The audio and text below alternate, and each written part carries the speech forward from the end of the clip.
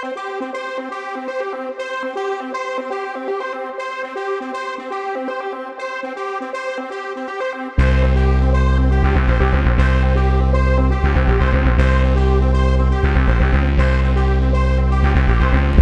l'avenir. Là, la marche à suivre, c'est le comité directeur s'est réuni. Il y a le vice-président, le premier vice-président qui prend ma place. En attendant,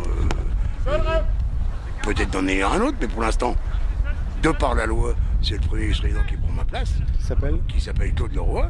Il est en place actuellement et il fait le travail, voilà. On continue le chemin. Donc il y a un conseil, une assemblée générale extraordinaire qui doit être organisée ces prochains jours. Il est possible, si le comité directeur le souhaite, parce que le vice-président lui-même actuellement ne voudrait pas aller jusqu'aux prochaines élections qui sont l'année prochaine. Ils peuvent anticiper et ils peuvent éventuellement faire une assemblée extraordinaire pour faire élire une ou deux personnes pour rentrer au conseil d'administration, enfin quand ils sont dans la place, parce qu'on est limité, hein, les statuts du club sont limités en tant que membre, et puis à ce moment-là ils se réuniront à nouveau et ils éliront un nouveau président, c'est tout ça. Voilà. Est-ce que c'est un crève-cœur de devoir laisser cette présidence? Bien sûr que c'est un crève-cœur, c'est normal, après toutes ces années. Moi j'avais prévu de me retirer l'année prochaine au terme de mon mandat, et je le fais plutôt à cause de cette foutue maladie. Donc voilà, mais bon, bien sûr que c'est un crève-cœur, c'est toujours, ça fait toujours mal quoi, au bout de tant d'années. Bon, le prédécesseur gardera la même ligne de conduite, hein, à savoir miser... Oui, sur les jeunes, etc. Moi, je pense pas qu'il y ait de révolution, quoi. Au contraire, le club va continuer à s'asseoir. Je crois qu'on est quand même 4e club vosgien. On a des infrastructures qui sont merveilleuses.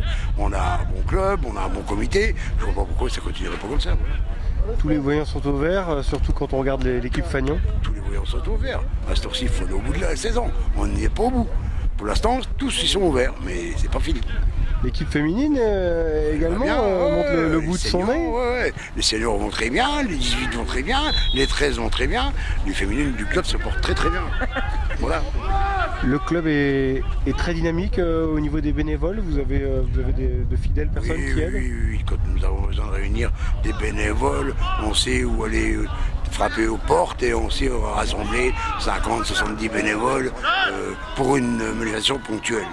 Bon, maintenant, les bénévoles, on n'en a jamais assez, donc il y en a qui ont envie de nous rejoindre. Je pense pas que ce soit un problème pour le nouveau comité. Voilà. Quand vous préparez les tournois jeunes, ça sera au mois de juin, c'est ça? Ouais, mais voilà, je peux plus. Voilà, ce sont toujours des rendez-vous attendus. Ça. Tout à fait, mais là c'est dans les mains des nouvelles personnes, enfin des nouvelles non, de mon conseil d'administration qui a pris le relais. Et puis si vous voulez plus d'informations, rapprochez-vous d'eux. Voilà.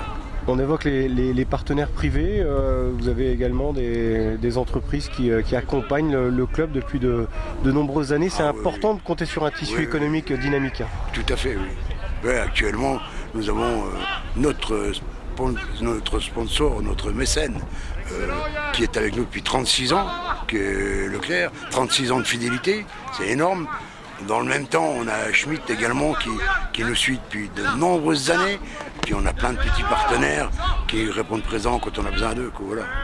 Il y a une bonne dynamique. Bon, si l'équipe va en R1, même si c'est Claude Leroy qui va gérer, il y aura besoin de renfort.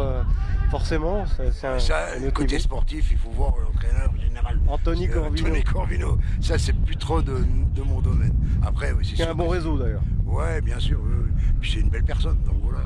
Il peut faire venir un joueur ou deux d'Épinal, par exemple, connaît bien. C'est possible, voilà, c'est possible. Il connaît le monde là-haut, puisqu'il est encore proche de son ancien club, c'est sûr. Pour conclure, quel moment vous retiendrez de votre présidence? Est-ce qu'il y a une saison ou un événement qui vous a marqué? Non, il n'y a pas. Vous savez, les bons moments, c'est ceux qu'on se rappelle. Les mauvais moments, on les oublie très vite. C'est pas un gros problème. Voilà. Alors des bons moments, il y en a eu. Et il y en aura encore, c'est sûr, après moi.